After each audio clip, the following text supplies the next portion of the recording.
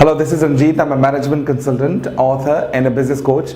और आज जिस टॉपिक पे हम बात करेंगे वो बहुत ही बड़ी कॉन्वर्सेशन के बाद मैंने डिसाइड किया कि इस टॉपिक पे बात करनी चाहिए, क्योंकि बहुत सारे लोग ऐसे हैं जो अभी भी पास्ट मेमोरीज के साथ, लेवल मेमोरी के साथ और न जाने कितने दिमाग के अंदर गम पाले बैठे हुए हैं। उनको लगता है कि बस ज़िंदगी हमारी यहाँ ख़त्म हो गई। मज़ीद टॉपिक से बढ़ने से पहले बताना चाहूँगा, मेरी ये किताब है जिसका नाम विनिंग इट टुगेदर, जिसमें मेरे को ऑथर हसाम सिद्दीकी ने मेरे साथ बड़ी सपोर्ट किया और उसके बाद हमने ये किताब डिज़ाइन की। This book is all about the management and essentials of leadership. और ये बुक कहाँ से मिलेगी, मैंने इस डिस्क्रिप्शन के अंदर लिंक दे दिया है, वहाँ से आप इस किताब को बाय कर सकते हैं। That's value mart. और मज़ीद हम आज के टॉपिक पर हम जो बात कर रहे हैं वो ये है कि चॉइसेस मेक यू और ब्रेक यू। जिंदगी में जो आपके चॉइसेस हैं, या तो आपको बना सकते हैं या तो बर्बाद कर सकते हैं। फैसला आपका है कि चॉइसेस ऐसी चुननी चाहिए जो मुझे बना सकें कि सर जी चॉइसेस आपके हाथ में होती ही नहीं है। चॉइस जब आप करने जाते हैं, डिसीजन लेते हैं, आपको नहीं पता होता कि वो मेरा सही फैसला है या गलत फैसला है। आप फैसला लेते हैं, इंतजार करते हैं, आउटकम जो आता है और आउटकम को देखकर आपको लगता है कि ये मेरा फैसला सही था या गलत था। कुछ लोग सही फैसले पे बहुत खुश हो जाते हैं, एरोगेंट हो जाते हैं, लेकिन बाद में वही चीज उनके गले पड़ जाती है। कुछ लोग गलत फैसला करते हैं, उनके आउटकम्स जो है वो गलत आना स्टार्ट हो जाए, जो उनके फेवर नहीं करते। मैं नहीं कहूंगा डिसीजन गलत था, उसके जो आउटकम आए थे वो आपको फेवर नहीं कर रहे थे। आप समझ रहे थे कि यार मेरा फैसला गलत हो गया। वो इंसान अपने आप को बर्बाद कर देता है, कहता है कि जिंदगी खत्म हो गई, मैं आगे जिंदगी नहीं जीना चाहता। लेकिन इसको थोड़ा थोड़ा इस अंदाज से देखिए कि वो जो आपके फैसले लेने में गलती हुई, जो आप जब फैसला ले रहे थे उस वक्त क्या सोच रहे थे, ये फैसला क्यों ले रहे थे। तो आपने ये सोचा होगा कि जब मैं फैसला ले रहा हूं मुझे फायदा होगा, इससे मुझे कोई बेनिफिट होगा, इससे मेरी जिंदगी आगे बढ़ेगी। लेकिन आपको आउटकम का नहीं पता था, आउटकम चेंज हो गया। वो टाइम आपके हक में नहीं था, उसके आउटकम आपके कंट्रोल में नहीं थे, वो आउटकम्स आ गए और आपने डिसाइड कर लिया मेरा फैसला गलत था। जनाब, मैं आपको आज बताने वाला हूं कि आपकी जिंदगी में फैसला लेने के बाद जो आपकी जिंदगी में इवेंट क्रिएट होता है, उस इवेंट की कोई मायने नहीं होती, उनका कोई मतलब नहीं होता। इवेंट का मतलब कब बनता है, जब आप उस इवेंट को रिस्पॉन्स करते हैं, जब आप उस इवेंट का जवाब देने लगते हैं। जवाब जैसे ही देते हैं वैसा ही आपके साथ होने लगता है। फॉर एग्जाम्पल, कुछ लोगों का कहना है कि यार मेरे पास पैसे नहीं थे, वालिद साहब एक कमाने वाला था, जब उनकी डेथ हो गई थी तो सारा फैमिली का बर्डन मेरे ऊपर आ गया, इसलिए मैं पढ़ नहीं पाया। ये एक बंदे की सोच है। दूसरा बंदा कहता है कि इसी तरह का इवेंट मेरी लाइफ में हुआ, जब वालिद साहब नहीं रहे तो मेरे ऊपर बर्डन आया कि मैं ज्यादा अच्छा पढ़ूं, खुद पढ़ूं, उसके बाद में फैमिली के जितने छोटे बच्चे हैं, भाई बहन हैं, उनको भी पढ़ाऊं। अगर मैं काबिल बनूंगा तो मैं इनको काबिल बना सकता हूं, अगर मैं ही काबिल नहीं बनूंगा तो इनको आगे कैसे पढ़ाऊंगा। तो इसका मतलब यह हुआ, जो पहले वाले बंदे की सोच थी उसके पास भी इवेंट वैसा ही था जैसा दूसरे वाले के साथ। लेकिन उस इवेंट का रिस्पॉन्ड कैसे किया कि मुझे पढ़ाई क्विट करनी चाहिए, मुझे अपने सारे काम सेल्फ डेवलपमेंट क्विट करनी चाहिए, मुझे अपने बच्चों पे मींस अपने भाई बहन पे फोकस करना चाहिए। दोनों का अपने हिसाब से, अपने वक्त के हिसाब से सही फैसला था।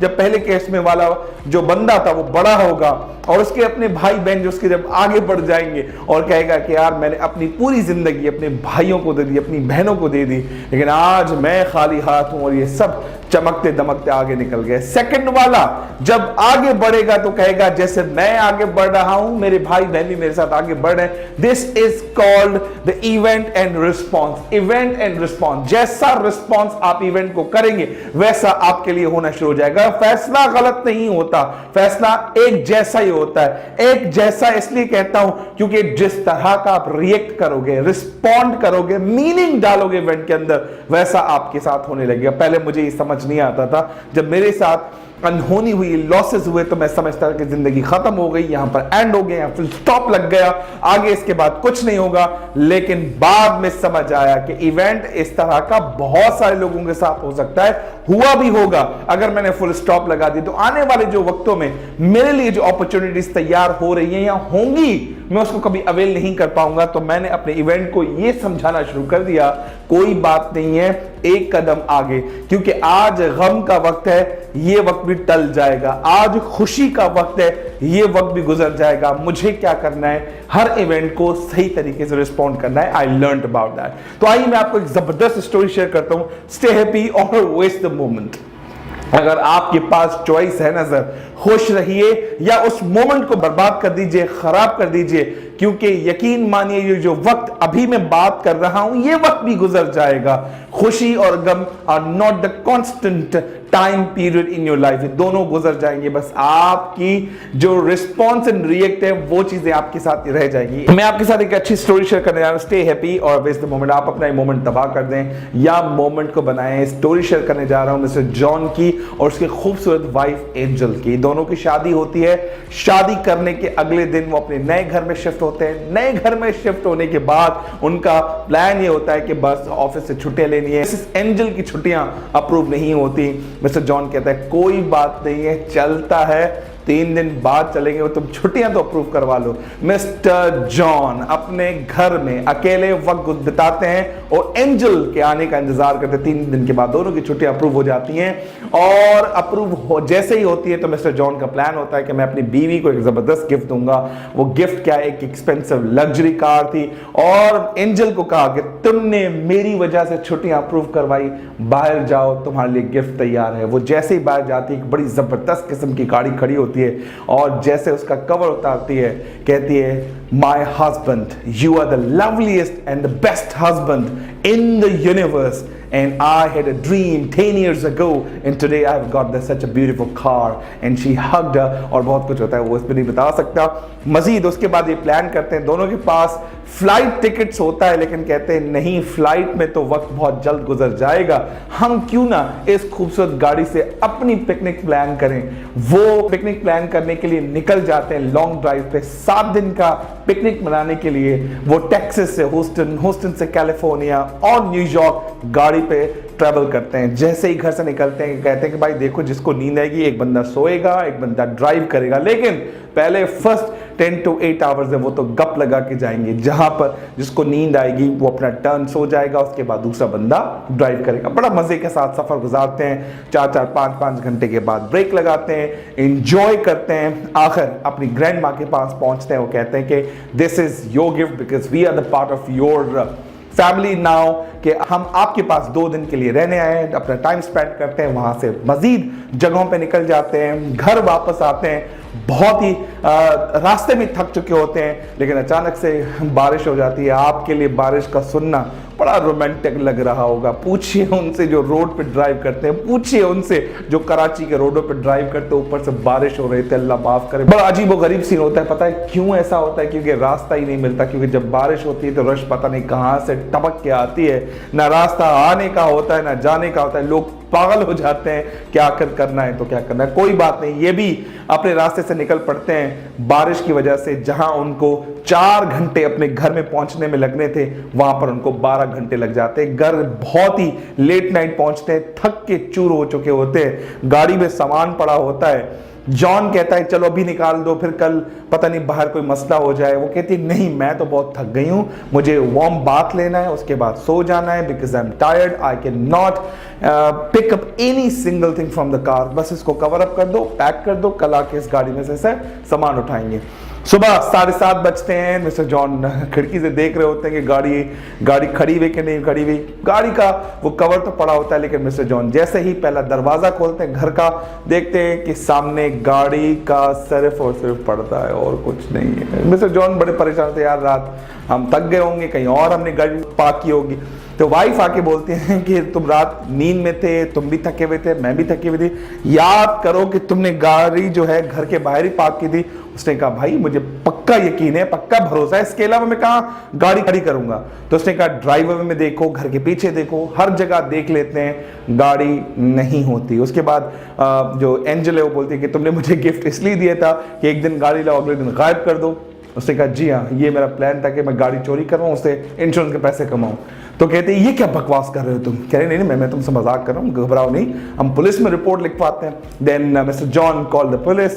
पुलिस आती है, इन्वेस्टिगेशन करती है। वो कहते हैं पुलिस तो अपना काम करती रहेगी, उसने दिमाग लगाया, इंश्योरेंस कंपनी को कॉल की। इंश्योरेंस कंपनी ने पे जब इंश्योरेंस बेचने वक्त उसका जो सेल्समैन था उसने कमिट किया था कि सर जब गाड़ी में मसला हो, गाड़ी कहीं आपकी गुम हो जाए, चोरी हो जाए, 98% हम आपको गारंटी देते हैं कि 2 घंटे में गाड़ी आपके घर होगी। 2 घंटे गुजर जाते हैं, उसके बाद दोबारा कॉल सेंटर पे कॉल की जाती है, उसे कहते हैं कि आपके 2 घंटे गुजर गए। सर हमारी दूसरी पॉलिसी ये है कि 4 घंटे में 94% गारंटी है कि गाड़ी आपके घर पे बाहर होगी। 4 घंटे भी गुजर जाते हैं, 8 घंटे के बाद कॉल करते हैं, अगेन वो बंदा कहता है कि सर 90% गारंटी है कि 8 घंटे में घर के बाहर गाड़ी होगी। उसके बाद उसकी भी हट जाती है, अत्ताबाजी सटकले हो जाती है, वो फ्रस्ट्रेट होकर उसे गंदी गंदी गालियां देता है, लेकिन कहता है बकवास बंद करो, मैं तुम्हें कॉल नहीं करूंगा, जब गाड़ी मिल जाए मुझे कॉल करना, और जैसे ही मुझे गाड़ी मिलेगी सबसे पहले मैं तुम्हारी इंश्योरेंस कंपनी में सूट फाइल करूंगा और या तो अपनी इंश्योरेंस कैंसिल करा दूंगा। जन ये भी काम हो गया। उसके बाद घर में वापस चले जाते हैं, दोनों एक दूसरे की शक्ल देखना पसंद नहीं करते।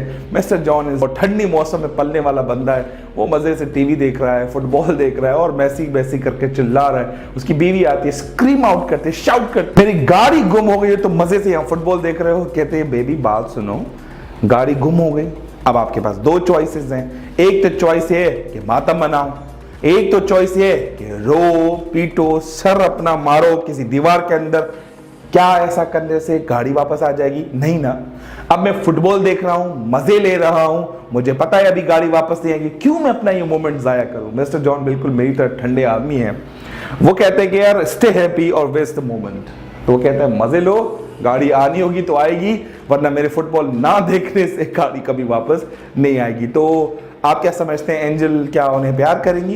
एंजल ने कोई प्यार व्यार नहीं किया। जितने बर्तन थे ना घर के अंदर, एक कप तक नहीं छोड़ा होगा, सारे बर्तनों की वाट लगा दी, दे मार 4.5 वाला सीन कर दिया। कोई बात नहीं है, 6 दिन गुजर जाते हैं। 6 दिन गुजरने के बाद कॉल आती है, mister John we have got your car but it is little damage, क्योंकि उसको आगे पीछे से हिट हुआ है, हमें लगता है कि थोड़ा कॉस्ट आएगी, प्लीज इस जगह पहुंच जाइए, गाड़ी उठाइए। मिस्टर जॉन जाता है, गाड़ी ले आता है, और जैसे ही गाड़ी को देखता है तो बड़ा अंदाजा तो हो ही जाता है कि कितना खर्चा आया होगा। खैर कोई बात नहीं है, वापस वो गाड़ी को रेंटल वाले के पास लेके जाता है, गराज में लेकर जाता है, कहता है जनाब इसका खर्चा बताओ। कह रहे कि $3000 आपका एक्सपेंस होगा। जो इसके अंदर गाड़ी के अंदर जो सामान पड़ा वो चेक करता है, उसमें कैश, उसके कपड़े, बीवी के सारे सामान, जो ट्रिप पे वो सारे सामान लेकर जाते हैं, ट्रिप से जो खरीदते हैं वो सारे सामान होते हैं। आपको लगता होगा वो नहीं होंगे, लेकिन वो थे।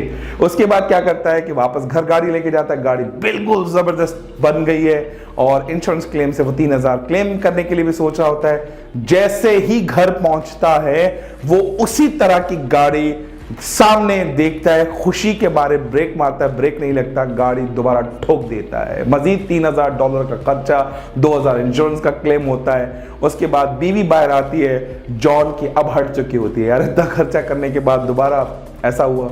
बीवी आती है, जल्दी में से हक करती है, thank you my love that you have got the car back, मुझे बहुत खुशी हुई, कितना मजा आया।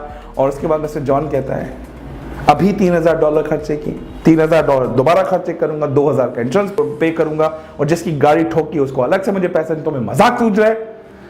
Honey you taught me 3 days ago stay happy or waste the moment कि या तो ये जिंदगी के मजे से एंजॉय करो, या ये ठुकी हुई गाड़ी, या ये जो तुमने गाड़ी ठोकी है उसको लेकर तुम्हारी सीख जो है वो मुझे बड़ी भा गई है। तो आज के बाद जब भी इस तरह का वाकयात होंगे, मैं कभी चीखूंगी नहीं, चिल्लाऊंगी नहीं, उस मोमेंट को, उस पल को ऐसा जबरदस्त तरीके से एंजॉय करूंगी। टूटी ही गाड़ी सही, खुश रहने का, मस्त रहने का, लाइफ में बिंदास रहने का, बड़ा जबरदस्त आप ये पॉइंट है। क्योंकि चॉइसेस ईदर मेक यू और ब्रेक यू। अगर उस मोमेंट पे जिस वक्त गाड़ी चोरी हुई थी, उस वक्त वो औरत पागल हो जाती, चीखती चिल्लाती, जिस तरह से उसने घर अपना खराब किया, मजीद अगर वो घर को खराब करती या जॉन उसमें वो मजीद पार्ट प्ले करते, उससे कहते, उससे गम का इजहार करते, गम में डूब जाते, तो और मजीद नुकसान हो सकता है। मिस्टर जॉन ने ऐसा नहीं किया। लेकिन सेकंड वाले किस्से में आप देखेंगे मिस्टर जॉन परेशान है, लेकिन उनकी बीवी परेशान नहीं। अगर मिस्टर जॉन एंड बीवी दोनों गमजदा होते तो उस मोमेंट को ज़ाया कर देते। लेकिन एक बंदे को ऐसा बनना पड़ता है ताकि हम उस प्रेजेंट को बेहतर बना सके। जिसका आज अच्छा है उसका कल ऑटोमेटिक अच्छा होगा। Last thing but not the least, manage your emotions. इस पूरी स्टोरी में आपने देखा होगा choices is nothing but a management of the emotions। Frustration आया, एंगर आया, उसके बाद डिसअपॉइंटमेंट हुई, लेकिन इन तीनों का जवाब एक पार्टनर ने हैप्पीनेस दिया, जब वो एक हैप्पीनेस वाला फैक्टर आया तो डिसअपॉइंटमेंट खत्म, फ्रस्ट्रेशन खत्म, एंगर खत्म हो गई। सो दुनिया में एंगर बहुत अच्छी चीज़ है, बस चैनलाइज करना है उसको सही डायरेक्शन में, तो आप जीत जाओगे, कामयाब हो जाओगे। सो जिंदगी में कोई चॉइस गलत नहीं होती। आपने जो फैसले लिए कभी आपके हक में थे, कभी आपके हक में नहीं थे। रिजल्ट उसके जो आए कभी आपकी फेवर में थे, कभी आपकी फेवर में नहीं थे। तो फैसला गलत हो ही नहीं सकता। जिस दौर में, जिस वक्त में तुमने फैसला किया था वो 120% सही था, क्योंकि उस वक्त तुम्हारी उतनी ही काबिलियत थी, उतने ही तुम्हारी सोच थी कि वो तुमने फैसला ले लिया। ऐसा क्यों होता है कि बड़े भी कहते हैं हमसे भी गलतियां हुई हैं, लेकिन आज हम समझ गए गलतियां नहीं। इसका मतलब वो अपने दौर में, अपने बचपने में उनकी जो काबिलियत थी उतनी ही थी, उतना ही सोच सकते थे, तो उनको लगा कि हमारे फैसले गलत से। तो फैसले लीजिए रहिए, फैसला हमेशा करें, लीड करें, डिसाइड करें। अगर कोई हिस्सा नहीं बनना फिर भी फैसला लें। मैक्सिमम क्या होगा कि आंसर्स गलत आएंगे, मैक्सिमम क्या होगा, रिजल्ट आपको फेवर नहीं करेगा, एक्सपीरियंस मिलेगा। जिस दिन आपके पास एक्सपीरियंस होगा आप बाकी लोगों से तेजी से तरक्की कर सकते हैं, तेजी से भाग सकते हैं। So that's all about choices make you और break you, decision is yours. उम्मीद करता हूँ वीडियो बहुत पसंद आएगी और जॉन और एंजल की कहानी आप अपनी लाइफ में अप्लाई करेंगे। और इस वीडियो को कमेंट कीजिए, लाइक कीजिए, शेयर कीजिए और हमेशा दुआ में याद कीजिए। Thank you very much.